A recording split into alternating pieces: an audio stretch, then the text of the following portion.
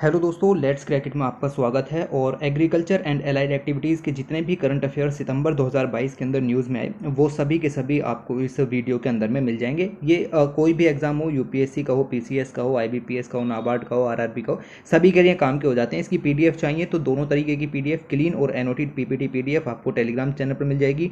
उसका लिंक मैंने आपको डिस्क्रिप्शन में यहाँ पर दे दिया है। ओके, तो वहाँ से आप इसको एक्सेस कर सकते हैं। देखते हैं कि क्या क्या पॉइंट्स जो हैं वो हमारे करंट अफेयर्स के अंदर में बनते हैं। और बहुत ही जो माइन्यूट लेवल के करंट अफेयर्स होते हैं, लाइक कि नहीं दो छोटी छोटी कंपनियों के बीच में एमओयू वगैरह हुआ है, उसको इग्नोर मारा करो, क्योंकि जो एग्रीकल्चर सेक्टर है वो अपने आप में ब्रॉड है और ये छोटी छोटी चीज़ें पढ़ने से जो है ना काम नहीं होगा। तो इसीलिए जो स्टैंडर्ड करंट अफेयर्स हैं वो ज़्यादा ध्यान यहाँ पर दिए जाने चाहिए। एग्री बिजनेस हो, एग्री टेक हो, एग्री स्टार्टअप हो, कुछ भी हो, वो सब इसके अंदर कवर किया जाता है। तो ये काम आप यहाँ पर कीजिएगा, ठीक है। और पहली न्यूज़ की तरफ यहाँ पर चलते हैं। और सबसे ज़्यादा न्यूज़ के अंदर तो यही वाला ही आर्टिकल रहा। क्या रहा कि इंडिया ने जो ब्रोकन राइस है उसका एक्सपोर्ट बैन कर दिया। क्यों? क्योंकि हमारे पास वैसे ही कम पैदा हुआ था, ओके, प्रोडक्शन कम हुआ था और उसके बावजूद हमारी डिमांड भी बढ़ रही थी, तो बाहर भेज करके क्या करते। और इसके अलावा 20% ड्यूटी भी लगा दी अदर ग्रेड्स पर। तो ये तो ब्रोकन राइस है, बाकी के और भी अलग अलग तरीके की वैराइटीज़ होती हैं राइस की, उन पर 20% की ड्यूटीज़ जो है वो लगाई हैं, जबकि ब्रोकन राइस को पूरी तरीके से बैन कर दिया है।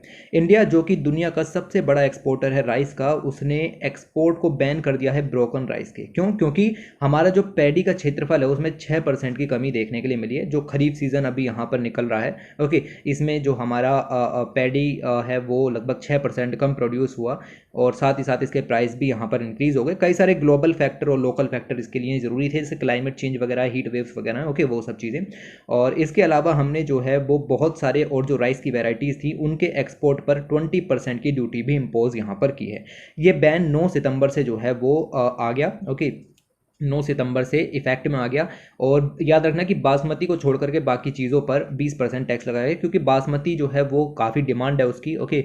और अगर उस पर टैक्स लगाया गया तो फार्मर्स को काफ़ी नुकसान हो जाएगा। इसके अलावा अगर हम बात करें तो इंडिया जो है वो राइस को लगभग 76 कंट्रीज से ज़्यादा हमें एक्सपोर्ट यहाँ पर करता है। ज़्यादातर कंट्रीज़ अफ्रीका की यहाँ पर हैं। चाइना भी हमसे जो है वो चावल को ख़रीदता है अपने एनिमल फीड के लिए। इसके अलावा अगर हम बात करें तो एरिया जो कि पैडी के अंदर बोया जाना था वो लगभग 2.2 मिलियन हेक्टेयर से कम हुआ है। तो ये जो 6% है ये लगभग 2.2 मिलियन हेक्टेयर के बराबर है। और काफ़ी जगहों पर रेनफॉल कम हुई, जैसे कि वेस्ट बंगाल है, झारखंड है, उत्तर प्रदेश, ये सब मेजर राइस प्रोड्यूसिंग एरियाज़ हैं। यहाँ पर आपकी जो फसल है वो काफ़ी कम हुई। इसके अलावा अगर हम देखें तो लगभग 38.4 मिलियन हेक्टेयर्स जो है वो आपका यहाँ पर बोया गया, जबकि टारगेट था 41.31 मिलियन का। खैर इतना माइन्यूट डिटेल भी आपको याद नहीं रखनी, बस ये याद रखिए कि 6% कम हुआ और इसके पीछे के कुछ कारण थे जिसकी वजह से इंडिया को ये बैन जो है वो यहाँ पर लगाना पड़ा। इंडिया जो है वो लगभग 20 से 22 मिलियन टन के करीब राइस एनुअली उसको एक्सपोर्ट करता है, जिसमें से आप देखो कि 4 टन तो बासमती राइस यहाँ पर होता है, ओके। बासमती की यूरोप वगैरह में काफ़ी डिमांड है तो उसको बैन नहीं कर सकते। इसके बाद आगे चलते हैं और यहाँ एग्री टैक्स से रिलेटेड चीज़ मिल जाएगी। जैसे पीनट होती है ना, तो एग्री सिस्टम से रिलेटेड हो गया, ओके। तो पीनट की अगर हम बात करें तो ICRISAT यानी कि international crop research institute for the semi arid tropics, जिसका हेडक्वार्टर हैदराबाद में है। और इसके अलावा ये आपकी एक और फर्म थी जर्मनी की, नाम याद रखने की जरूरत नहीं है, बट बेसिकली जो इंडिया की है इसको याद रखिएगा।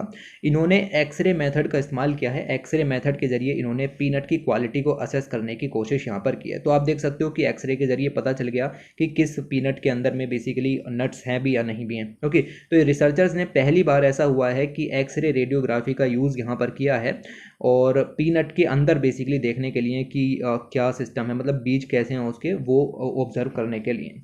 तो ये मेथड जो है वो आर्टिफिशियल इंटेलिजेंस पर बेस होगा, प्लस एक्सरे मेथड्स का इस्तेमाल इसके अंदर में यहाँ पर किया गया है और एल्गोरिदम्स का इस्तेमाल करके ये जो रेडियोग्राफी है ये यहाँ पर निकाली गई है। आपको जस्ट याद रखना है कि किस इंस्टीट्यूशन ने इस काम को किया है और किस वैरायटी पर किया है, तो याद रखना पीनट्स पर किया है। इसके अलावा अगर हम बात करें तो महाराष्ट्र की सरकार ने कह दिया है कि फार्मर्स को जो इनपुट सब्सिडी दी जाती है, इनपुट सब्सिडी अलग अलग तरीके की हो सकती है, फर्टिलाइज़र हो सकता है, आपका कह सकते हैं कि पानी पर हो सकती है, बिजली पर हो सकती है, ओके। उस इनपुट सब्सिडी को डबल कर दिया है, ओके। तो महाराष्ट्र के फार्मर्स ने जो इनपुट सब्सिडी है उसको इंक्रीज़ कर दिया है अपकमिंग सीजन के लिए। और ये इसलिए किया गया क्योंकि अभी हीट वेव्स वगैरह की वजह से एक्सट्रीम वेदर इवेंट्स यहाँ पर आई, लाइक बहुत हैवी रेनफॉल हो गई, फ्लड्स आई, साइक्लोन्स हैं, नेचुरल कैलामिटीज़ हैं, तो उससे फार्मर्स बहुत ज़्यादा अफेक्ट हुए हैं, उनकी इनकम थोड़ी सी कम हुई है। तो उस इनकम की भरपाई करने के लिए ये इनपुट सब्सिडी यहाँ पर जो है वो दी जा रही है। पहले 6800 रुपये पर हेक्टेयर दी जाती थी, अब यहाँ पर बढ़ा करके 13,600 रुपये पर हेक्टेयर कर दी है। इसके अलावा जो फाइनेंशियल असिस्टेंस है इरीगेटेड फार्म्स के लिए उसको भी यहाँ पर बढ़ाया गया है, बट एक्चुअल अमाउंट याद रखने की जरूरत नहीं है। बट ये याद रखना है कि किसने डबल किया है, महाराष्ट्र की सरकार ने। ओके, तो ये चीज़ आपको यहाँ पर ध्यान में रखनी है। इसके अलावा अगर हम बात करें तो सेंट्रल गवर्नमेंट भी इस तरीके की कुछ चीज़ें यहाँ पर कर रही है कि central government has also categorise the pest attack as the natural calamity. Central government ने भी जो पेस्ट अटैक है उसको नेचुरल कैलामिटी की कैटेगरी में यहाँ पर रख दिया है। इसका मतलब ये है कि अगर पेस्ट अटैक होता है तो आपको इंश्योरेंस के बेनिफिट जो है वो यहाँ पर उपलब्ध होने शुरू हो जाएंगे। बेनिफिशरीज को शॉर्टलिस्ट किया जाएगा और उनको मॉनेटरी अमाउंट भी दिया जाएगा उनके बैंक अकाउंट में जिनकी भी फसल पेस्ट से यहाँ पर अटैक हुई है, जैसे व्हाइट फ्लाई हो सकता है, लोकस्ट हो सकता है, और भी अलग अलग तरीके की चिली वगैरह पर अटैक करने वाली वेराइटीज़ आती रहती हैं। इसके अलावा अगर हम आगे बात करें तो यहाँ पर international treaty on plant genetic resources for food and agriculture, ये इसका पूरा नाम है। ये बेसिकली इंटरनेशनल फोरम है और इसकी कह सकते हैं कि हाल ही में 9th सेशन यानी कि मीटिंग यहाँ पर इनकी ऑर्गेनाइज की गई और ये मीटिंग दिल्ली के अंदर हुई, इसीलिए ये जो है वो खास हो जाता है। तो गवर्निंग बॉडी की मीटिंग यहाँ पर हुई, 9th सेशन यहाँ पर हुआ और इसमें जितनी भी पार्टीज़ हैं, जितनी भी कंट्रीज़ यहाँ पर हैं, वो सभी साथ में आई और इन्होंने कहा कि लगभग जो एग्रीकल्चर बायोडाइवर्सिटी है या ग्लोबल फूड सिक्योरिटी है, 3 साल हो गए कोरोना वायरस को आए हुए, जिसकी वजह से पूरी दुनिया में ये फूड इनसिक्योरिटी यहाँ पर क्रिएट हुई और फिर ये रशिया यूक्रेन वॉर ने भी काफ़ी तबाही मचाई। तो अब इन चीज़ों को ख़त्म करने की ज़रूरत है और धीरे धीरे हम जो है वो किस तरीके से एग्रीकल्चर बायोडाइवर्सिटी और फूड सिक्योरिटी हासिल करेंगे उसकी बातें इन्होंने यहाँ पर की। इस मीटिंग की थीम आप यहाँ पर याद रखिएगा, इसका नाम है celebrating the guardians of the crop diversity और पूरी थीम है towards an inclusive post 2020 global biodiversity framework. हालांकि ये जो है वो एनवायरनमेंट का पार्ट बन जाता है, बट चूंकि यहाँ पर फूड सिक्योरिटी और एग्रीकल्चरल बायोडाइवर्सिटी की बात हो रही है इसलिए मैं आपको यहाँ पर इस चीज़ को पढ़ा रहा हूँ। ओके, इसमें अगर हम बात करें तो international treaty on plant genetic resources for food and agriculture, ये ट्रीटी किसके अंदर में वर्क करती है, तो फूड एंड एग्रीकल्चर ऑर्गेनाइजेशन के अंदर में वर्क करती है। इंपॉर्टेंट पॉइंट है याद रखना। और कब अडॉप्ट की गई थी, 2001 में इसको अडॉप्ट यहाँ पर किया गया था। ये इस तरीके की पहली लीगलिंग बाइंडिंग इंटरनेशनल इंस्ट्रूमेंट है जो कि फॉर्मली इस चीज़ को देखती है कि हाँ भाई एग्रीकल्चर या फार्मर्स पर वाकई क्लाइमेट चेंज का क्या इंपैक्ट पड़ रहा है और उसको कैसे ख़त्म किया जा सकता है, साथ ही साथ पूरी दुनिया में फूड सिक्योरिटी कैसे हासिल की जा सकती है। तो ये जो फैक्चुअल पॉइंट यहाँ पर निकल करके आए इनको याद रखिएगा। इसके अलावा आगे बात करते हैं और एक होती है एनवायरनमेंट सेक्शन के अंदर में कवर होता है, लेकिन यहाँ पर पेस्टिसाइड की बात हो रही है तो मैं आपको इसको एग्रीकल्चर सेक्शन के अंदर भी कवर कराऊंगा। वैसे इसको रोटरडैम कन्वेंशन कहते हैं, रोटरडैम कन्वेंशन एनवायरनमेंट सेक्शन का पार्ट है। ओके, और ये अगर हम बात करें रोटरडैम कन्वेंशन की तो इस कन्वेंशन के अंदर बेसिकली आप देखो कि बहुत सारे जो पेस्टिसाइड हैं जो कि हमारी प्रकृति के लिए बिल्कुल भी सही नहीं है। ओके, लाइक हमारी सॉइल की प्रोडक्टिविटी को कम कर देते हैं या फिर बायो एक्यूमुलेशन मैग्निफिकेशन के थ्रू ह्यूमन सिस्टम में एंटर कर जाते हैं या एल्गल ब्लूम या यूट्रोफिकेशन का कारण बन जाते हैं वाटर बॉडीज़ के अंदर में। ऐसे सभी पेस्टिसाइड्स को यहाँ पर रखा जाता है। ये हजार्डस पेस्टिसाइड होते हैं, ह्यूमन हेल्थ के लिए भी अच्छे नहीं होते। इनके जो इंटरनेशनल ट्रेड है उस पर रेगुलेशन लगाने के लिए रोटरडैम कन्वेंशन यहाँ पर साइन की गई थी। इसके अंदर में 2 नए पेस्टिसाइड यहाँ पर जो हैं वो डाले गए हैं। इन दोनों पेस्टिसाइड का नाम आपको यहाँ पर याद रखना है और 2 नए हजार्डस पेस्टिसाइड जिसका नाम है आइप्रोडायोइन और टर्ब्यूफोस। ओके, 2 पेस्टिसाइड है न्यूज़ के अंदर आए और अब क्या है कि इनको रोटरडैम कन्वेंशन के अंदर में डाल दिया। अब रोटरडैम कन्वेंशन के अंदर में डाल दिया तो इसका मतलब ये है कि जब आप किसी भी कंट्री के अंदर में इन केमिकल्स को या पेस्टिसाइड्स को ट्रांसपोर्ट करेंगे तो आपको उस कंट्री से प्रायर इन्फॉर्म्ड कंसेंट लेना पड़ेगा। मतलब पहले इन्फॉर्मेशन उनको देनी पड़ेगी और कंसेंट भी लेना पड़ेगा कि हम आपकी कंट्री के अंदर इसको ट्रांसपोर्ट कर रहे हैं। बात समझ में आई? ये बहुत इजी तरीके से मैंने आपको समझाया। यूपीएससी ने क्वेश्चन पूछा है कि प्रायर इन्फॉर्म्ड कंसेंट निम्नलिखित में से किस कन्वेंशन के अंदर में एक सिद्धांत है, तो याद रखना रोटरडैम कन्वेंशन के अंदर में ये एक सिद्धांत निकल करके आता है। इसमें इस तरीके के केमिकल्स रखे जाते हैं जो कि ह्यूमन और एक्वेटिक एनिमल्स के लिए बिल्कुल भी सही नहीं है।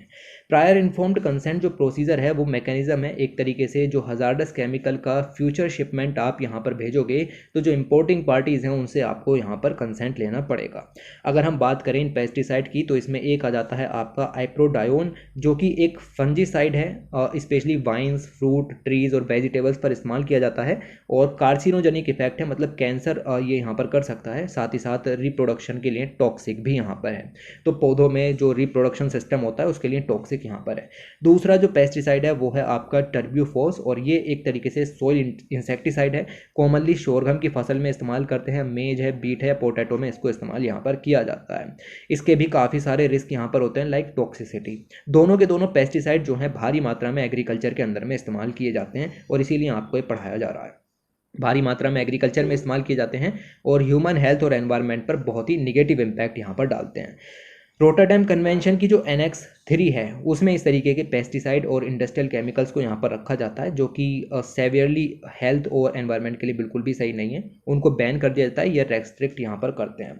तो दोनों के दोनों के बारे में आपको पता होना चाहिए कि क्या था आइप्रोडायोन और क्या है आपका टर्ब्यूफॉस। ओके, तो ये दोनों के बारे में याद रखिएगा। इसके बाद आगे चलते हैं और G33 यहाँ पर न्यूज़ के अंदर आया। G33 बेसिकली एक ग्रुप है और इस G33 को फॉर्मल लैंग्वेज के अंदर में फ्रेंड्स ऑफ स्पेशल प्रोडक्ट्स भी यहाँ पर कहा जाता है इन एग्रीकल्चर। तो FOSP in agriculture G33 group का ही एक उपनाम यहाँ पर है और ये डेवलपिंग कंट्रीज़, लगभग 33 डेवलपिंग कंट्रीज़ का एक कोएलिशन है, एक ग्रुप है और ये इस चीज़ की तरफ फोकस करते हैं कि एग्रीकल्चर के अंदर में जो मार्केट हैं वो किस तरीके से ओपन यहाँ पर किए जाएँ डेवलपिंग कंट्रीज़ के अंदर में। तो अलग अलग कंट्रीज़ में अलग अलग मार्केट होता है एग्रीकल्चर से रिलेटेड भी, तो वो मार्केट दूसरी कंट्रीज़ के लिए कितना ओपन है, कितना ओपन नहीं है, या अपनी जो पॉलिसीज़ हैं वो कितनी रेगुलेटरी हैं, उन सब चीज़ों को देखने के लिए ये ग्रुप यहाँ पर बेसिकली बनाया गया है। इस ग्रुप के अंदर में इंडिया भी है, पाकिस्तान भी है, हम दोनों भी साथ में मिलकर के वर्क करते हैं। हालांकि हमारे रिश्ते अच्छे नहीं हैं लेकिन फिर भी WTO के अंदर में हम मिलकर के साथ में यहाँ पर वर्क करते हैं और it has proposed special rules for developing countries at WTO। इसने कहा है कि WTO यानी कि वर्ल्ड ट्रेड ऑर्गेनाइजेशन के अंदर जहां डेवलप्ड कंट्रीज़ की ज़्यादा चलती है वहां पर डेवलपिंग कंट्रीज़ की भी चलनी चाहिए, उसके लिए कुछ स्पेशल रूल्स इस ग्रुप ने यहाँ पर प्रपोज किए हैं। तो आपको याद रखना है कि ये ग्रुप है friends of special products in agriculture, G33 इसका उपनाम है। ओके, और ये इस तरीके के इश्यूज़ उठाती है कि पूरी दुनिया जो है जिससे अफेक्ट होती है, जैसे फूड सिक्योरिटी बहुत ज़रूरी है। ओके, तो उसका मुद्दा उठा दिया, फार्मर्स का लाइवलीहुड है उसका मुद्दा उठा दिया, तो एग्रीकल्चर मार्केट में एक्सेस मिलनी चाहिए नहीं मिलनी चाहिए वो मुद्दे उठा दिए। डेवलप्ड कंट्रीज़ जो रेस्ट्रिक्शंस लगा देती हैं, ट्रेड बैरियर्स लगा देती हैं, उनसे रिलेटेड मुद्दे जो हैं वो उठा दिए। सब्सिडी से रिलेटेड मुद्दे उठा दिए, फिशरीज सब्सिडी है, राइस पर सब्सिडी है, पीस किलो से रिलेटेड इशूज़ उठा दिए।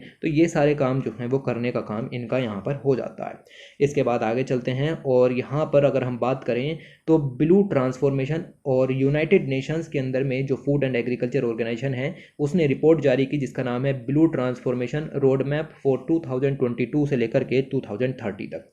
ये रिपोर्ट FAO ने यहाँ पर जारी करी और इस रोड मैप के अंदर में इस चीज़ को बताया गया है कि जो एक्वेटिक फूड सिस्टम है, लाइक मछली हो गई, झींगा हो गई, इन सब का काफ़ी ज़्यादा इंपॉर्टेंस है। इसका एम्प्लॉयमेंट पे भी इंपॉर्टेंस है, जो लोग इसकी खेती करते हैं उनको काफ़ी फ़ायदा मिलता है, कंट्री की इकोनॉमिक ग्रोथ भी होती है और जिन लोगों को इससे पैसा मिलता है उनका सोशल डेवलपमेंट भी होता है और एनवायरमेंटल रिकवरी भी देखने के लिए यहाँ पर मिलती है और इसकी मदद से हम जो है वो अपने सस्टेनेबल डेवलपमेंट गोल्स भी पूरे कर सकते हैं। ये बात इसके अंदर में यहाँ पर बताई गई। इसके अलावा इन्होंने जो ये रिपोर्ट दी है, ये रिपोर्ट 2021 की declaration for sustainable fisheries and aquaculture of committee on fisheries के साथ में मिलकर के बनाई गई है। मतलब ये डिक्लेरेशन साइन की गई थी पूरी की पूरी, जो मैंने आपको नाम पढ़ा, इन शॉर्ट COFI डिक्लेरेशन इसको यहाँ पर कहते हैं, committee on fisheries. Okay, committee on fisheries. तो इनकी डिक्लेरेशन यहाँ पर हुई थी, उसी को देख करके ये रिपोर्ट यहाँ पर तैयार की गई है।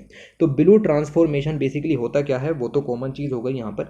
ब्लू ट्रांसफॉर्मेशन का मतलब यहाँ पर होता है कि हम फूड सिक्योरिटी, न्यूट्रिशन सिक्योरिटी और अफोर्डेबल हेल्थ डाइट को अचीव करने के लिए जो ब्लू मतलब ब्लू जो इकोनॉमी है उसका इस्तेमाल यहाँ पर करेंगे।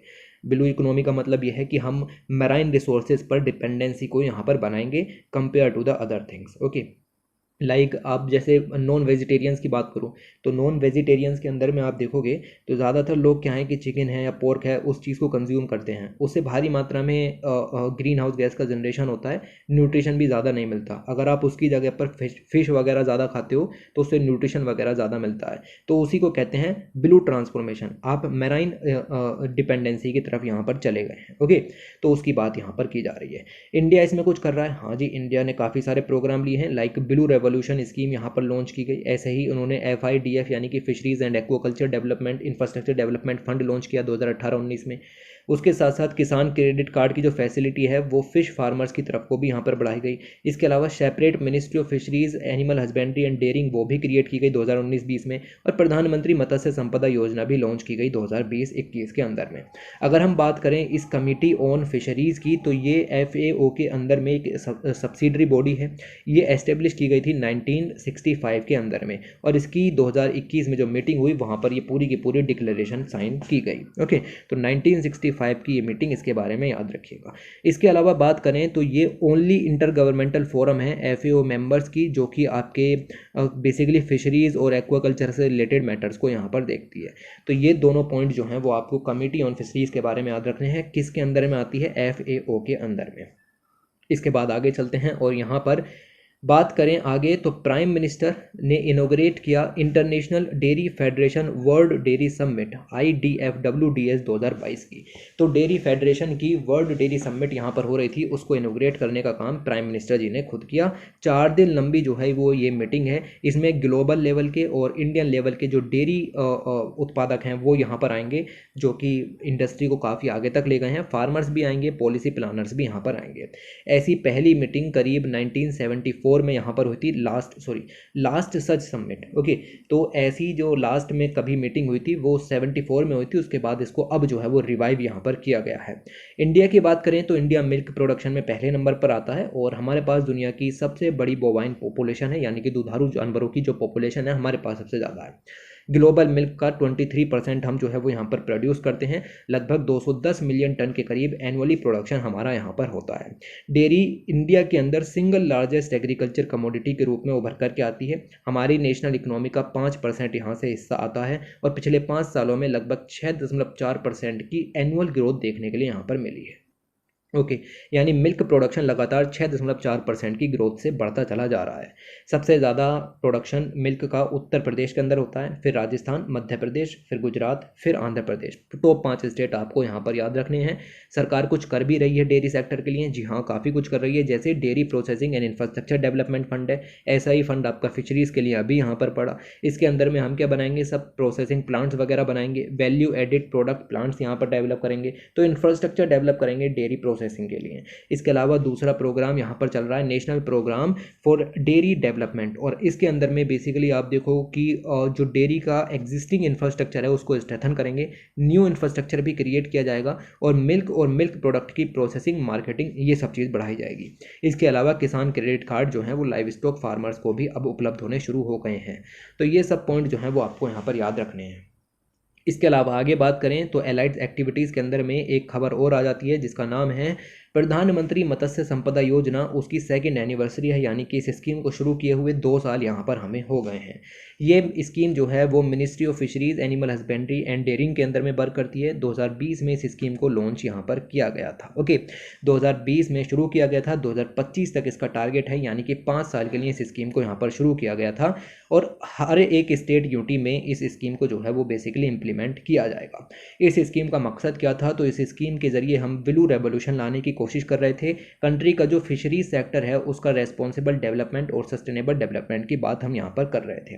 फिशरीज सेक्टर से बहुत ज़्यादा एम्प्लॉयमेंट लोगों को मिलता है, और बहुत सारा फूड भी मिलता है, न्यूट्रिशन भी यहाँ पर मिलता है, फॉरेन एक्सचेंज भी हमारे पास आता है। इंडिया की अगर हम बात करें तो इंडिया दूसरे नंबर पर सबसे बड़ा फिश प्रोड्यूसिंग कंट्री निकल करके आता है, और हम ग्लोबल प्रोडक्शन का 7.56% प्रोडक्शन यहाँ पर करते हैं 2021 के डाटा के हिसाब से।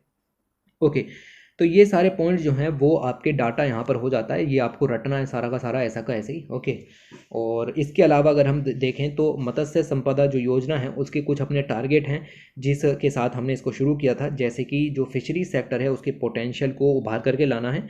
उसके साथ साथ अगर हम बात करें तो इंक्लूसिव और इक्विटेबल मैनर में, यानी कि हर एक जो फार्मर है जो भी इस सेक्टर में है उसको मदद मिलनी चाहिए। इसके अलावा फिश प्रोडक्शन को एनहेंस करना है, प्रोडक्टिविटी को बढ़ाना है, एंड एक्सपेंशन करना है, इंटेंसिफिकेशन करना है, डाइवर्सिफिकेशन करना है।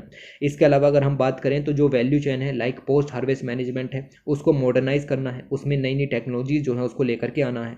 और इसमें आप देखोगे कि जो फिश फार्मर्स हैं उनकी इनकम भी यहाँ पर जो है वो हमें डबल करनी है जो फिश फार्मर्स यहाँ पर हैं। पोस्ट हार्वेस्ट लॉस को रिड्यूस करना है लगभग 10% से। इसके अलावा जो एक्वाकल्चर प्रोडक्टिविटी है उसको भी इम्प्रूव यहाँ पर करना है। मतलब ये है कि फ़िश के प्रोडक्शन को बढ़ाना है धीरे धीरे कर करके। ओके, तो ये चीज़ जो है वो आप यहाँ पर ध्यान में रखोगे। लगभग 3 से 5 टन पर हेक्टेयर ज़्यादा एक्वाकल्चर यहाँ पर हो, यानी कि उससे ज़्यादा फ़ायदा मिले, इसका ध्यान हमें यहाँ पर जो है वो रखना है। इसके अलावा अगर हम बात करें तो केरला में रबड़ क्राइसिस आ गया। ठीक है, जो रबड़ है उसके प्राइसेस अचानक से बहुत तेज़ यहाँ गिर गए। ओके, तो ये चीज़ नज़र आएगी कि जो केरल के रबर प्लांटेशन है वो क्राइसिस में है, क्योंकि प्राइसेस जो हैं वो अचानक से काफ़ी ज़्यादा गिर गए। केरल की अगर हम बात करें तो यूपीएससी ने मेंस में क्वेश्चन पूछ लिया, मेंस 2022 में, कि मेजर रबर प्रोड्यूसिंग कंट्रीज़ कौन सी हैं और क्या क्या चैलेंजेस उनके सामने यहाँ पर बेसिकली आ जाते हैं। तो वो आराम से क्वेश्चन सोल्व हो जाएगा। ओके, आपको जस्ट बेसिक आइडिया होना चाहिए। मैंने रबड़ के बारे में पहले भी पढ़ाया है और यहाँ पर आपको मैं दोबारा से चीज़ों को बताता हूँ। उन्होंने क्लाइमेटिक फैक्टर भी पूछे थे। ओके, तो केरल जो है वो रबड़ प्लांटेशन का लीडिंग प्रोड्यूसर है। ओके, और काफ़ी भारी मात्रा में प्रोडक्शन यहाँ पर होता है। केरल और तमिलनाडु 81% प्रोडक्शन करते हैं पूरे इंडिया के प्रोडक्शन का। इसके अलावा कुछ स्टेट लाइक त्रिपुरा, असम, मेघालय, उड़ीसा में भी इसका प्रोडक्शन होता है। रबड़ के लिए आपको लेटेराइट सोइल की ज़रूरत पड़ती है या लूमी सोइल, इसी को ही यहाँ पर कहा जाता है। अगर हम बात करें इसके रेनफॉल की तो आपको 2000 से 4500 mm की रेनफॉल जो है वो यहाँ पर ज़रूरी हो जाती है, सूटेबल है। मिनिमम टेम्परेचर 25 डिग्री चाहिए, मैक्सिमम टेम्परेचर जो है वो 34 डिग्री सेंटीग्रेड चाहिए। ये सब फैक्ट हैं। अगर आप एग्रीकल्चर बैकग्राउंड से नहीं है तो आपको ये चीज़ें रटनी पड़ेंगी। ओके, और इसके अलावा अगर हम देखें तो ह्यूमिडिटी लगभग 80% के करीब यहाँ पर चाहिए। नेचुरल रबड़ की अगर हम बात करें जो यहाँ से एक्सट्रैक्ट की जाती है, मेडिकल डिवाइसेस में इस्तेमाल की जाती है, सर्जिकल ग्लव्स वगैरह बनाए जाते हैं उसके, एयरक्राफ्ट, कार टायर्स हैं, पेसिफायर्स हैं, इन सब में इसका इस्तेमाल किया जाता है। ये इमेज देख रहे हैं, यहाँ पर दिखाया गया है दुनिया भर की जो रबड़ प्रोड्यूसिंग कंट्रीज़ हैं। जितना डार्क कलर उतना ही ज़्यादा प्रोडक्शन और जितना हल्का कलर उतना ही कम प्रोडक्शन। समझ में आया? तो चाइना का सबसे ज़्यादा डार्क कलर हो रहा है और उससे भी डार्क कलर आपको इन पर्टिकुलर कंट्रीज़ का, जिनको हम साउथ एशियन कंट्रीज़ कहते हैं, इनका देखने के लिए मिल जाएगा। इंडिया में भी हो रहा है लेकिन बाकी की इन कंट्रीज़ की तुलना में कम हो रहा है। इंडिया और ब्राज़ील का कलर एक जैसा है, इसका मतलब ये है कि लगभग सेम प्रोडक्शन इंडिया और ब्राज़ील में देखने के लिए मिलता है। इसके अलावा अफ्रीका की इस कोस्ट पर यानी कि वेस्ट कोस्ट पर भी कुछ कंट्रीज़ यहाँ पर मौजूद हैं जिनमें प्रोडक्शन होता है। याद रखिएगा, मैक्सिको में भी कुछ प्रोडक्शन यहाँ पर होता है। तो ये जो एरिया है बेसिकली आप देखोगे कि लगभग ट्रॉपिकल एरिया के अंदर में आ जाता है, यानी कि रबड़ इज़ अ ट्रॉपिकल क्रॉप, और इस तरीके से जो है वो पॉइंट्स निकलते हैं। अगर कुछ और डाटा की यहाँ पर बात करें तो दुनिया की वर्ल्ड्स लार्जेस्ट कंट्रीज़ इन रबड़ प्रोडक्शन में अगर हम बात करें, देखो साउथ एशिया की कंट्रीज़ आ जाती हैं, थाईलैंड है, इंडोनेशिया है, वियतनाम है, इंडिया आ जाता है, फिर यहाँ पर चाइना मिल जाएगा। ओके, ये 2019 का डाटा यहाँ पर है। तो इस तरीके से जो है वो चीज़ें आपको मिल जाएंगी। टॉप कंट्रीज़ यहाँ पर याद रखिएगा 2-1। इसके अलावा एरिया भी यहाँ पर आप देख पाओगे कि प्रोडक्शन कितने टन में होता है और हार्वेस्टेड एरिया कितना है, याद रखने की ज़रूरत नहीं है। और इसके अलावा अगर हम यहाँ पर देखें तो ये भी इग्नोर मार सकते हो। ओके, मतलब कॉन्टिनेंट वाइज कंट्रीब्यूशन यहाँ पर दिखाया गया है और सबसे ज़्यादा एशिया के अंदर में ही होता है, क्योंकि ये सब कंट्रीज़ जो हैं वो एशिया की ही कंट्रीज़ हैं। खैर आगे चलते हैं, और यहाँ पर बेसिकली एक नेशनल लेवल की हैकाथन ऑर्गेनाइज की गई जिसका नाम है कृतज्ञ 3.0। पोस्टर देखो नीचे पहले तो। ओके, इसका नाम है कृतज्ञ 3.0।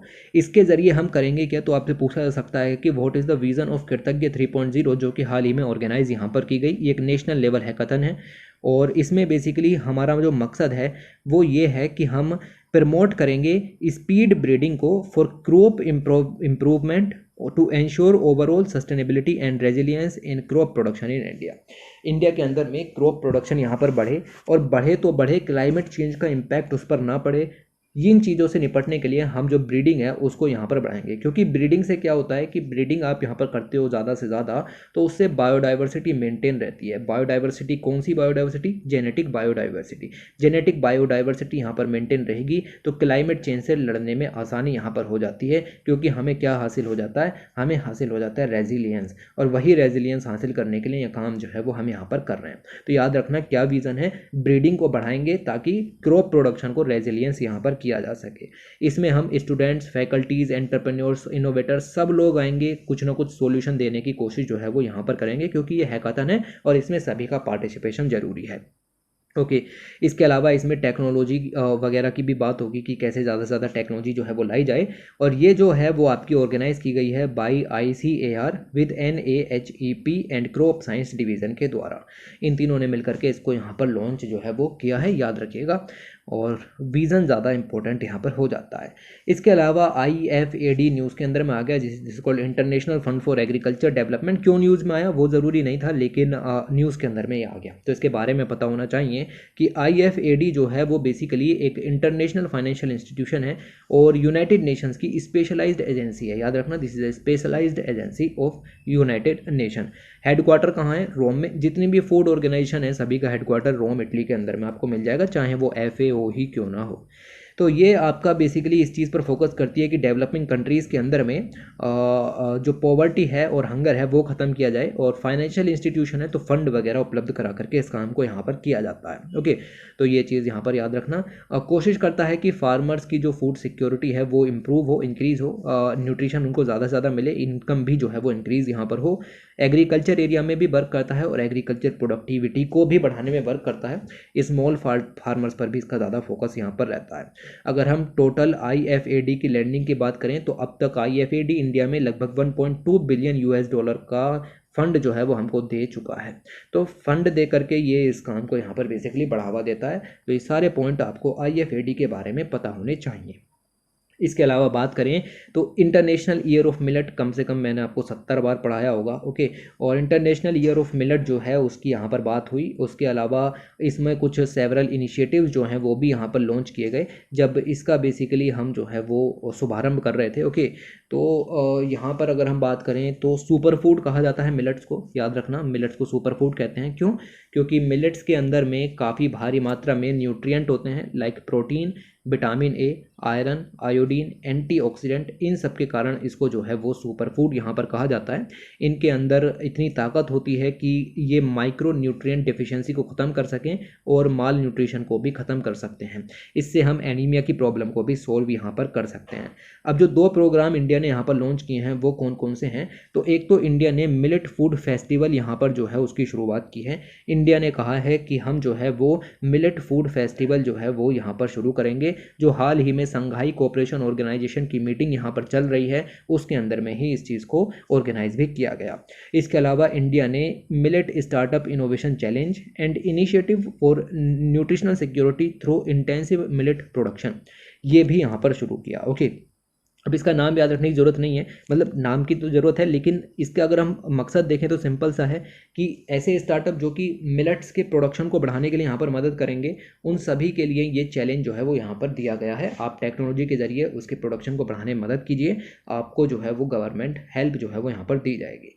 मिलेट्स की अगर हम बात करें तो स्मॉल सीडेड ग्रास का एक ग्रुप है और cereal crops that grows as cereal crops या grains for human food and as fodder. तो हर तरीके से इसको जो है बेसिकली उगाया जा सकता है।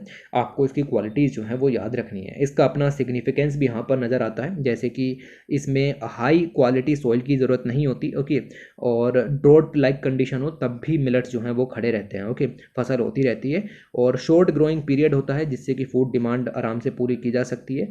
ट्रेडिशनली बेसिकली एसोसिएटेड है with cultivation practice of tribals. बहुत सारे जो ट्राइबल पीपल हैं वो इसको उगाते हैं, जैसे कर्नाटक के अंदर हागी रब्बा। ओके, फेस्टिवल में इसको यूज़ किया जाता है। इसके अलावा इनमें कार्बन को एब्जॉर्ब करने की भी अच्छी क्वालिटी यहाँ पर होती है और फूड सिक्योरिटी हासिल कर सकते हैं, क्लाइमेट से भी लड़ सकते हैं। ये आपको millet map of India basically यहाँ पर मिल जाएगा और इसमें दिखाया गया है कि कहाँ पर ज़्यादातर मात्रा में क्या चीज़ें उगती हैं। ये सब मिलेट्स की क्वालिटीज़ और वेराइटीज़ आपको यहाँ पर मिल जाएंगी। ओके, तो ये वाला जो इमेज है ये आपके लिए जानना ज़रूरी है और इसमें आप देखो अलग अलग स्टेट में दिखाया गया है कि कहाँ पर किस तरह की वैरायटीज़ उगती हैं। एक बार स्लाइड को पॉज करके ना ये इमेज के साथ में मैच करके इस पूरे मैप को यहाँ पर पढ़ने की कोशिश करो। तो इसके बाद अगर हम यहाँ पर बात करें तो एग्रीकल्चर मिनिस्ट्री और फूड प्रोसेसिंग मिनिस्ट्री इन दोनों ने साथ में मिलकर के एक कन्वर्जेंस पोर्टल यहाँ पर लॉन्च किया। ये पोर्टल इस तरीके का यहाँ पर दिखेगा और इस पर बेसिकली 3 तरीके की जो स्कीम है उनका कन्वर्जेंस यहाँ पर किया गया है। मतलब एक पोर्टल पर जाओ और इन तीनों स्कीम्स के बारे में आप यहाँ पर जो है वो जान सकते हो और इन तीनों स्कीम्स के बेनिफिट भी आपको एक ही जगह पर देखने के लिए मिल जाएंगे। कौन कौन सी स्कीम है, आपसे मेंस में क्वेश्चन पूछा जाएगा कि कन्वर्जेंस पोर्टल लॉन्च हुआ, निम्नलिखित में से कौन सी स्कीम्स को ऐड किया गया है। पहली है एग्रीकल्चर इंफ्रास्ट्रक्चर इंफ्रास्ट्रक्चर फंड, दूसरी है प्रधानमंत्री formalisation of micro food enterprises और तीसरी है प्रधानमंत्री किसान संपदा योजना। तीनों स्कीम का कन्वर्जेंस आप यहाँ पर स्क्रीन पर देख भी सकते हो। इसके अंदर में जो एलिजिबल बेनिफिशरीज होंगे प्रधानमंत्री formalisation of micro food enterprises scheme के और प्रधानमंत्री किसान संपदा योजना के, उनको क्रेडिट लिंक्ड सब्सिडी जो है वो यहाँ पर उपलब्ध कराई जा सकती है। और ये जो है वो आपके बेसिकली देखो इनको बेनिफिट तो मिलते हैं, ओके, पैसा मिल गया, लोन मिल गया, तो आपको इंटरेस्ट पे करना होता है। तो इंटरेस्ट में अगर इस पर आप बेनिफिशरी चूज़ किए जाते हो तो आपको 3% एडिशनल बेनिफिट देखने के लिए मिलेंगे। 3% का एडिशनल इंटरेस्ट सबवेंशन, मतलब मान लो 7% लोन आपको एट प्रेजेंट देना पड़ता है इंटरेस्ट रेट, तो आपको सिर्फ 4% देना पड़ेगा, 3% का बेनिफिट आपको यहाँ पर देखने के लिए मिलेगा। तो ये काफ़ी इंपॉर्टेंट होगा। जितनी भी फूड प्रोसेसिंग इंडस्ट्रीज़ हैं जो मार्केट से लोन लेती हैं फार्मर्स वगैरह से, तो बैंक वगैरह से, उनके लिए ज़्यादा अच्छा रहेगा। और जो आपका प्राइम मिनिस्टर जी का ड्रीम है आत्मनिर्भर भारत का, वोकल फॉर लोकल का, वो पूरा होने में मदद जो है वो देखने के लिए मिलेगी। इसके अंदर में बहुत सारी जो मिनिस्ट्रीज़ हैं, डिपार्टमेंट्स हैं, ये सब उनका आइडिया साथ में निकल करके आता है और देखने के लिए मिलेगा। क्योंकि कन्वर्जेंस पोर्टल है तो जितने लोगों को कन्वर्जेंस कर सकते हो उतना फ़ायदा यहाँ पर होगा। इसमें अगर हम बात करें 3 स्कीम लॉन्च की गई हैं, मतलब 3 स्कीम्स को कन्वर्स किया गया है। एक है आपका एग्रीकल्चर इंफ्रास्ट्रक्चर फंड, और ये जो है वो ministry of agriculture and farmer welfare के अंदर में ही था। मीडियम टू लॉन्ग टर्म डेब्ट देने के लिए ये 2020 में यहाँ पर शुरू किया गया था। इसमें पोस्ट हार्वेस्ट मैनेजमेंट इंफ्रास्ट्रक्चर को बनाने की बात यहाँ पर की गई थी। ओके, इसके अंदर 3% इंटरेस्ट सबवेंशन है अगर आप फार्मिंग असेट खरीदते हैं या फिर पोस्ट हार्वेस्ट मैनेजमेंट इंफ्रास्ट्रक्चर यहाँ पर बनाते हैं, उसके लिए लोन लेते हैं, उसके लिए आपको 3% इंटरेस्ट सबवेंशन दिया जाता है। साथ ही साथ क्रेडिट गारंटी भी यहाँ पर दी जाती है। ओके, तो अब कन्वर्जेंस पोर्टल के अंदर अगर नीचे के 2 लोग जुड़ जाते हैं तो उनको भी 3% बेनिफिट देखने के लिए यहाँ पर मिलेगा। इसके अलावा PMFME की बात करें तो ये भी एक सेंट्रली स्पॉन्सर्ड स्कीम है, 2020 में शुरू की गई थी आत्मनिर्भर भारत अभियान के अंदर में। और जो माइक्रो फूड एंटरप्राइजेज हैं, ओके, उनके लिए ये स्कीम यहाँ पर है। मैंने इसके बारे में आपको कई दफ़ा जो है वो पढ़ाया है, जैसे कि 1 डिस्ट्रिक्ट 1 प्रोडक्ट, ये सब जो है वो चीज़ें इसके अंदर में ही यहाँ पर निकल करके आती हैं। राइट, इसके अलावा अगर हम बात करें तो आगे आपको मिलेगी एक और स्कीम किसान संपदा योजना। और किसान संपदा योजना भी बेसिकली इस तरीके की स्कीम है जिसके अंदर इस सेक्टर स्कीम है, याद रखना, ओके, ऊपर की स्पॉन्सर्ड स्कीम है, नीचे की सेक्टर स्कीम है।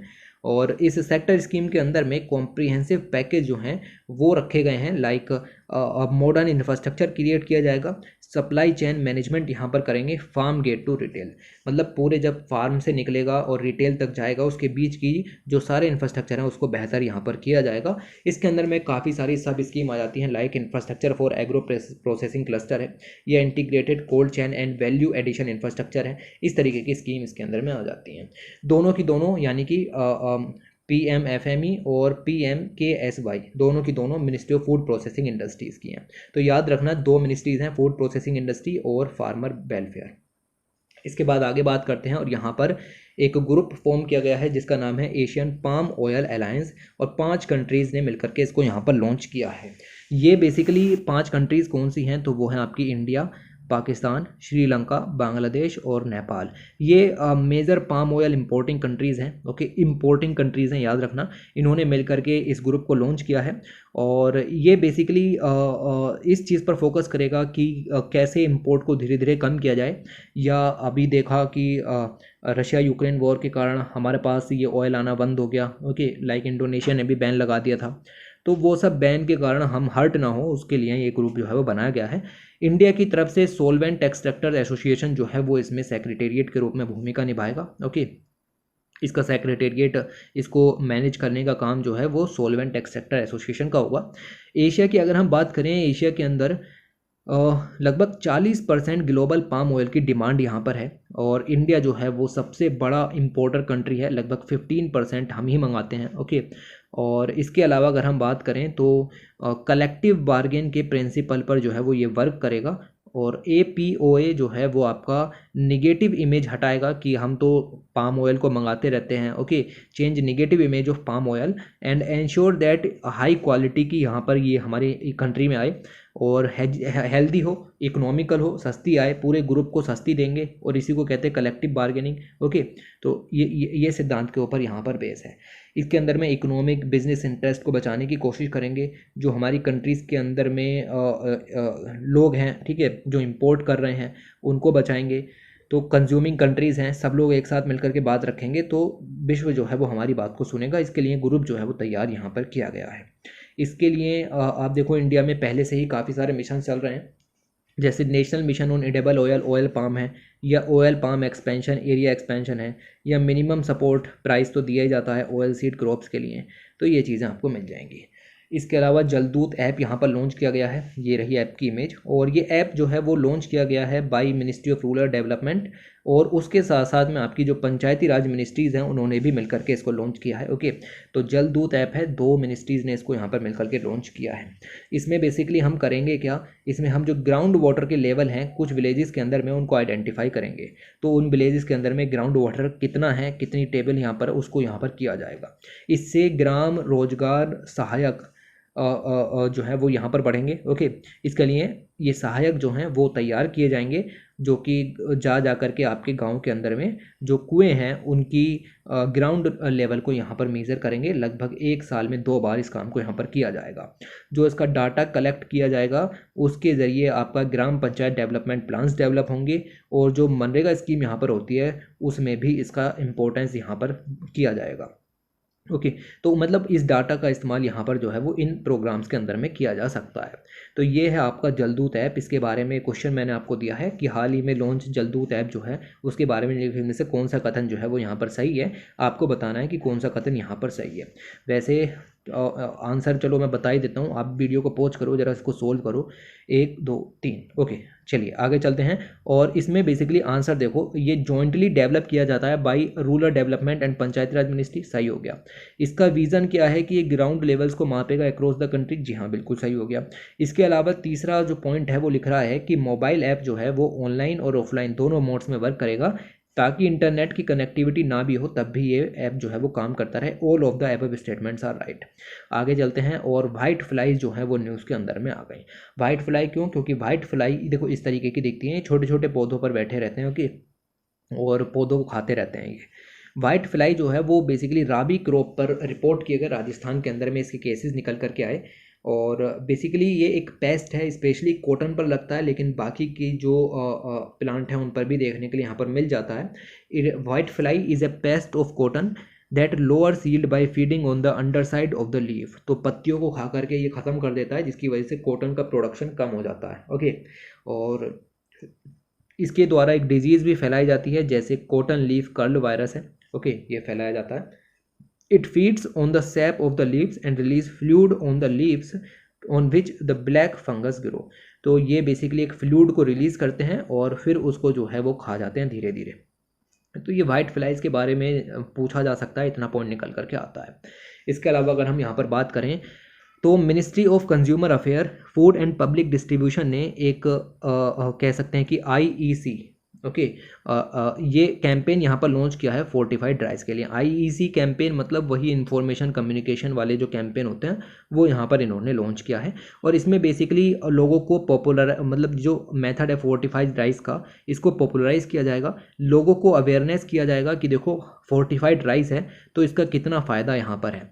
फिलहाल ये काम जो है वो आपका tribals area of Gujarat, Maharashtra, Chhattisgarh, Madhya Pradesh, Jharkhand, Rajasthan, Telangana और केरल में इस काम को यहाँ पर किया जाएगा।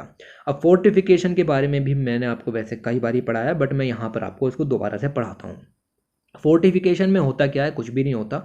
चावल लेते हैं और चावल के अंदर में जो माइक्रो न्यूट्रिएंट है उनको ऐड कर देते हैं। माइक्रो न्यूट्रिएंट लाइक आयरन हो सकता है, फोलिक एसिड हो सकता है, विटामिन B12 हो सकता है, इनको ऐड करते हैं जिससे कि राइस के अंदर में जो न्यूट्रिशन है वो बढ़ जाते हैं। और जब न्यूट्रिशन बढ़ जाएंगे तो हम जो प्रॉब्लम्स हैं कंट्री के अंदर में लाइक फूड इनसिक्योरिटी की, एनीमिया की, मॉल न्यूट्रिशन की, गोइटर की, ब्रेन डैमेज की, क्रिटेनिज्म की, और कह सकते हैं कि न्यूनेटल डेथ्स ज़्यादा हो जाती हैं, वो सब हम रोक सकते हैं। ओके, तो ये प्रोसेस होती है फोर्टिफिकेशन की, जिसके अंदर हम राइस के अंदर में माइक्रोन्यूट्रिएंट को ऐड कर देते हैं।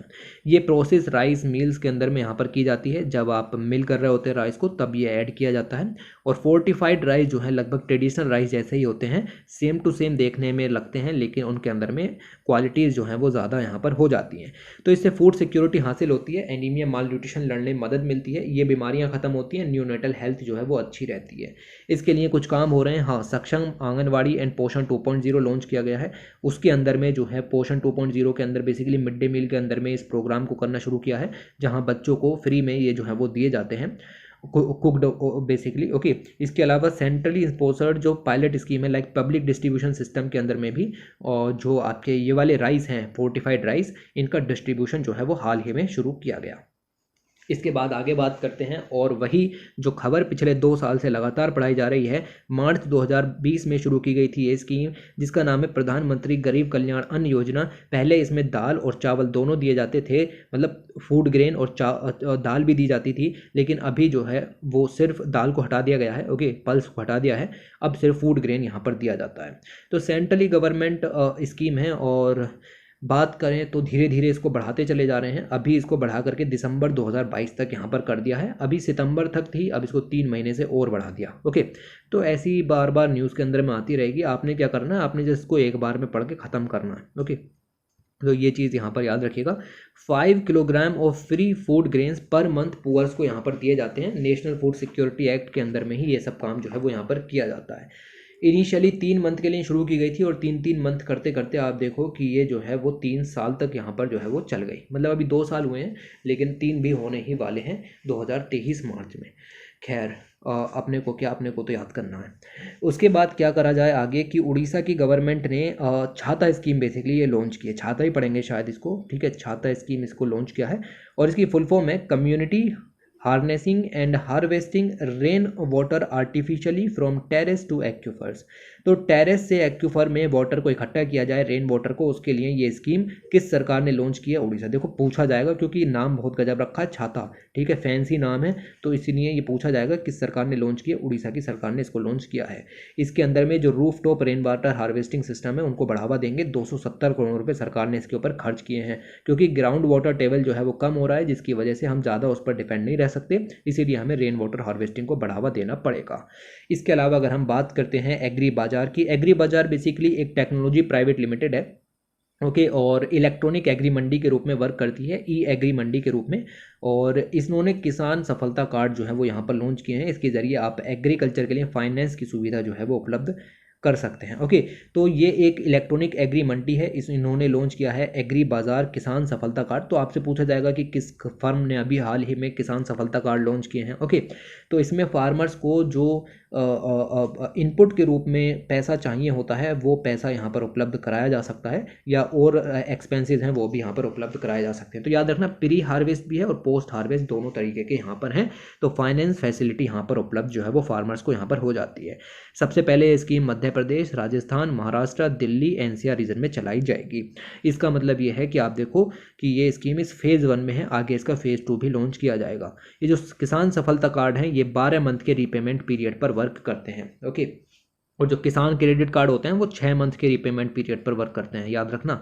ओके, तो ये चीज़ें यहाँ पर मिलेंगी। इसके अलावा अगर हम बात करें आगे, तो और जो सिंपल क्रेडिट कार्ड होते हैं जो आप मार्केट से उठाते हो, ये सब ओके, क्रेडिट कार्ड सिंपल, वो जो है वो 1 मंथ के पर वर्क करते हैं। ओके, तो रीपेमेंट प्लान जो हैं वो रीशेड्यूल भी किए जा सकते हैं, यानी कि आप देखो फ्लेक्सिबिलिटी भी काफ़ी रखी गई है फार्मर के लिए। मान लो वो 12 मंथ में रीपेमेंट नहीं कर पाया, किसी वजह से क्रॉप डैमेज हो गई, कोई डिजास्टर आ गया, नेचुरल कैलेमिटी आ गई, तो उस पेमेंट जो पीरियड है उसको बढ़ाया भी जा सकता है। तो फार्मर्स के लिए फुल फ्लेक्सिबिलिटी रखते हुए ये काम यहाँ पर जो है वो किया गया है। इसके अलावा आगे बात करें तो यहाँ पर आपका न्यूज़ मिल जाएगी, जिसके अंदर आपके जो ministry of agriculture and farmer welfare हैं, और साथ में फिक्की। ओके, तो इन दोनों ने साथ में मिलकर के एक जॉइंट इनिशिएटिव लॉन्च किया है। एग्रीकल्चर के अंदर इंफ्रास्ट्रक्चर का डेवलपमेंट करेंगे, या फिर और प्रोजेक्ट जो हैं वो चलाएंगे बाई पीपीपी प्रोजेक्ट। तो पब्लिक प्राइवेट पार्टनरशिप का यूज़ करके इस काम को यहाँ पर किया गया है, और ये काम यहाँ पर जो है वो किया जाएगा। इसमें अगर हम देखें तो इन्होंने क्या लॉन्च किया है, एक जॉइंट इनिशिएटिव है और जॉइंट इनिशिएटिव का नाम है प्रोजेक्ट मैनेजमेंट यूनिट। और प्रोजेक्ट मैनेजमेंट यूनिट के जरिए एग्रीकल्चर में पब्लिक प्राइवेट पार्टनरशिप को बढ़ावा दिया जाएगा। दो ऑर्गेनाइजेशन का है, ministry of agriculture farmer welfare के अंदर में department of agriculture farmer welfare आ जाएगा और साथ में फिक्की जो है वो यहाँ पर आ जाएगा। ऑब्जेक्टिव कुछ नहीं है, ऑब्जेक्टिव यही है कि जो स्मॉल फार्मर्स हैं उनकी इनकम के लेवल्स को इम्प्रूव करने के लिए, जिससे कि एडिशनल वैल्यू उनको यहाँ पर मिल सके, एडिशनल जो इनकम होती है वो यहाँ पर मिल सके। किस लिए? क्योंकि high quality input, technology advancement, market linkages और वैल्यू एडिशन यहाँ पर हो। देखो, जब हम इंफ्रास्ट्रक्चर को ठीक करते हैं तो कहते हैं कि आप देखो कि जितना जीडीपी आप जहाँ जितना ज़्यादा इस पर खर्च करेंगे इंफ्रास्ट्रक्चर पर, उतनी ही जीडीपी में आपकी जो है वो बढ़ोतरी होनी शुरू हो जाती है। ओके, तो वही काम यहाँ पर है, जीडीपी में बढ़ोतरी होगी, लोगों की इनकम जो है वो यहाँ पर बढ़ेगी। तो इनडायरेक्ट गोल जो है वो कुल मिला के फार्मर्स की इनकम को बढ़ाना है। इसके अलावा आगे बात करें तो आगे आपको मिल जाएगा नागालैंड के बारे में। और नागालैंड की सरकार ने पहली बार अपना जो नागा मिर्ची फेस्टिवल है उसको यहाँ पर सेलिब्रेट किया कोहिमा के अंदर में। और 9 सितंबर 2022 को नागालैंड में पहली बार नागा मिर्ची, जिसको किंग चिली भी कहा जाता है, उसका फेस्टिवल ऑर्गेनाइज यहाँ पर किया गया और कोहिमा के अंदर में इसको सेलिब्रेट किया गया। डिपार्टमेंट ऑफ हॉर्टिकल्चर ने इसको ऑर्गेनाइज करने के लिए मदद यहाँ पर की। फेस्टिवल जो है वो शिहामा विलेज काउंसिल और शिहामा नागा मिर्ची ग्रोअर्स, इन दोनों के द्वारा होस्ट और ऑर्गेनाइज किया गया। नागा मिर्ची को जीआई टैग जो है वो 2008 में मिला था, याद रखना, इसीलिए पढ़ाई जा रही है खबर।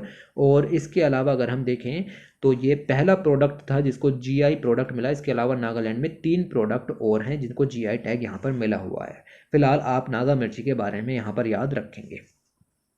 इसके बाद आगे बात करें तो दिल्ली और पंजाब की जो सरकार है उन्होंने हाथ मिलाया है, टाई अप किया है और दोनों मिलकर के जो हैं वो स्टबल बर्निंग को रोकेंगे। क्योंकि स्टबल बर्निंग के कारण अब पता है विंटर आने वाली है, तो विंटर पोल्यूशन होना शुरू हो जाएगा। ओके, तो विंटर पोल्यूशन को रोकने के लिए दिल्ली और पंजाब की सरकार ने स्टबल बर्निंग को ख़त्म करने की कोशिश की है, टाई अप किया है। इसके लिए पूसा बायो डिकम्पोजर्स का इस्तेमाल यहाँ पर किया जाएगा। ओके, तो पूसा बायो डिकम्पोजर जो है वो यहाँ पर इस्तेमाल किए जाएंगे।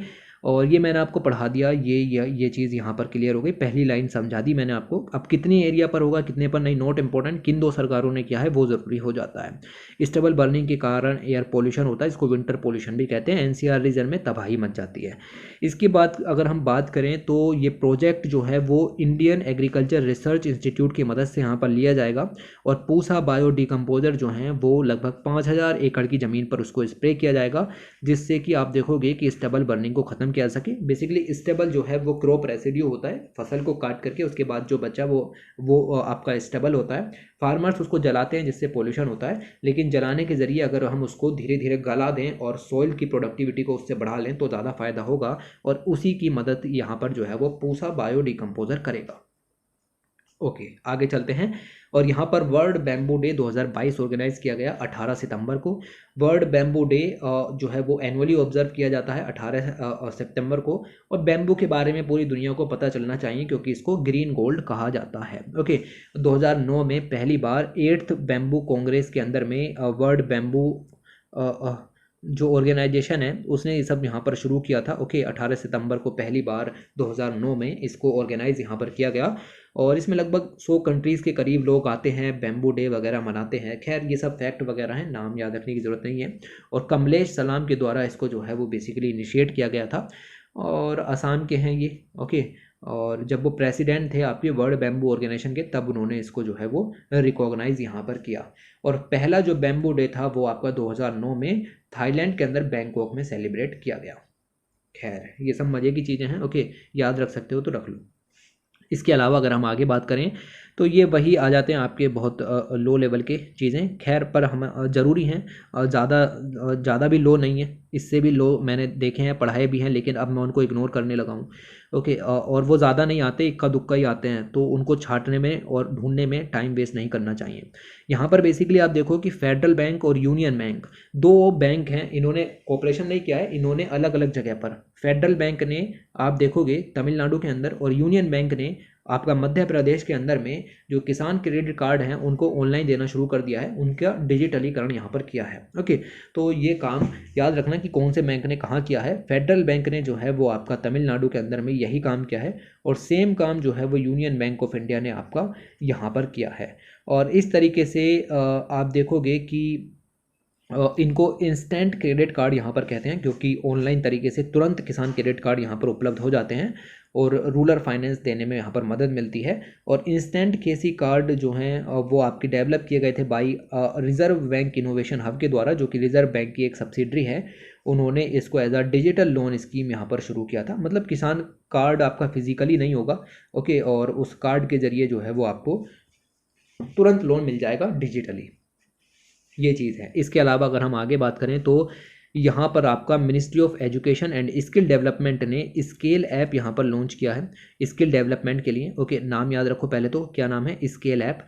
और लेदर सेक्टर के लिए, leather is an agro based industry India के अंदर में, तो इसके लिए स्केल ऐप यहाँ पर लॉन्च किया गया है। किस मिनिस्ट्री ने लॉन्च किया है? Ministry of education and skill development and entrepreneurship ने। स्केल की फुल फॉर्म क्या है? Skill certification assessment for leather employees.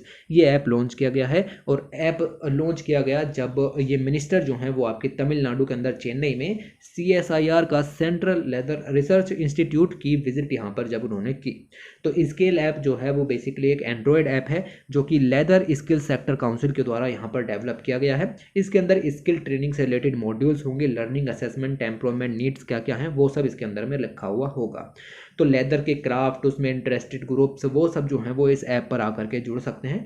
थोड़ी सी स्किल लीजिए, आपको फिर धीरे धीरे एम्प्लॉयमेंट भी यहाँ पर उपलब्ध कराया जाएगा। ओके, तो ये चीज़ें आपको यहाँ पर याद रखनी है। इसके अलावा ये जो पॉइंट्स ऊपर बताए याद रखना, इसको इग्नोर मार सकते हो, कोई दिक्कत वाली बात नहीं है। और इसको भी इग्नोर मार सकते हो क्योंकि जो काम की चीज़ है वो इन 2 आर्टिकल्स में हो गई। इसके अलावा अगर हम आगे बात करें तो यहाँ पर गवर्नमेंट जो है वो ये प्लान कर रही है कि एक स्कीम शुरू करेंगे जिसका नाम है PM प्रणाम स्कीम। अभी ये रोल आउट नहीं की है, अभी इसको सिर्फ प्रपोज किया है। जब रोल आउट करेंगे तो डिटेल में पढ़ेंगे। ओके, तो इसमें बेसिकली जो केमिकल फर्टिलाइज़र है उसका जो यूज़ है उसको कम करने की कोशिश करने के लिए ये स्कीम शुरू करने की बात अभी चल रही है। अभी लॉन्च नहीं हुई है, जब फॉर्मली लॉन्च होगी पूरे तरीके से पढ़ाएंगे। ओके, बट फिलहाल हम जानते हैं कि क्या जो है वो चल रहा है। PM प्रणाम स्कीम है, इसका प्रपोजल दिया गया, फुल फॉर्म है Pradhan Mantri promotion of alternate nutrient for agri management Yojana. Okay, तो एग्रीकल्चर के अंदर में फर्टिलाइजर्स का इस्तेमाल ज़्यादा ना हो, केमिकल फर्टिलाइज़र का, उसकी जगह कुछ अल्टरनेट न्यूट्रिएंट्स लाए जाएं, उसका इस्तेमाल यहाँ पर हो। तो उसके लिए स्कीम यहाँ पर शुरू की गई है ताकि बायो फर्टिलाइज़र या ऑर्गेनिक फर्टिलाइज़र का इस्तेमाल as a alternative source of nutrient यहाँ पर किया जाए। और ये प्रोग्राम जो है उससे केमिकल फर्टिलाइज़र की जो कॉस्ट है वो भी रिड्यूस यहाँ पर होगी, जो कि काफ़ी भारी कॉस्ट यहाँ पर निकल करके आती है। और ये प्रपोजल अभी ministry of chemical and fertiliser के द्वारा यहाँ पर दिया गया है। आपको जस्ट स्कीम का नाम याद रखना है, कौन सी मिनिस्ट्री इसको लॉन्च करने वाली है और इसका मकसद जो है वो यहाँ पर क्या हुआ। आपसे पूछेगा PM प्रणाम स्कीम लॉन्च की गई है हाल ही में, बताइए क्या है। प्रणाम स्कीम है, आपको पता नहीं चलने का क्या है जब तक फुल फॉर्म ना पता होगी। प्रणाम स्कीम में हो सकता है एजुकेशन सेक्टर से रिलेटेड हो। ओके, तो ये चीज़ें इसलिए हैं। ओके, इसके बाद आगे चलते हैं और जो नेक्स्ट आर्टिकल यहाँ पर आ जाता है वो है आपका international day of awareness of food loss and waste के बारे में। ये बेसिकली दिन है, अंतर्राष्ट्रीय दिवस है 2022 का, और 29 सितंबर को मनाया जाता है। और 29 सितंबर 2022 को ये मनाया जाने वाला तीसरा दिवस था। इससे पहले 2021-20 में भी ये दिन जो है वो मनाए गए हैं। और ये जो ऑब्जर्व किया जाता है बाई FAO और UNEP दोनों साथ में मिलकर के जो है वो इस प्रोग्राम को मनाते हैं। ओके, तो इनका कोलैबोरेट होता है, ये इसको ऑर्गेनाइज करते हैं और ये हर साल जो है वो मनाया जाता है 29 सितंबर को। इस बार बेसिकली फोकस इस चीज़ पर रहा कि कैसे जो है वो हम फूड लॉस को स्टॉप कर सकते हैं और वेस्ट को ख़त्म कर सकते हैं प्लेनेट के लिए, उसके लोगों के लिए। ओके, तो ये इस तरीके से चीज़ें जो हैं वो आपको यहाँ पर याद रखनी है। और ये लास्ट स्लाइड है, ओके, इस वीडियो की लास्ट स्लाइड है। और इतने ही करंट अफेयर जो हैं वो निकल करके आते हैं जो कि आपके सितंबर माह में काम के हो जाते हैं। तो इस तरीके से ये पूरी वीडियो कंप्लीट हुई और इसकी PDF मैंने आपको बताई। अगर पसंद आई तो इसको शेयर कर सकते हो। ओके, और बाकी इसकी दोनों तरीके की PDF आपको नीचे टेलीग्राम चैनल के लिंक पर मिल जाएंगे। चलिए, thanks for watching, take care.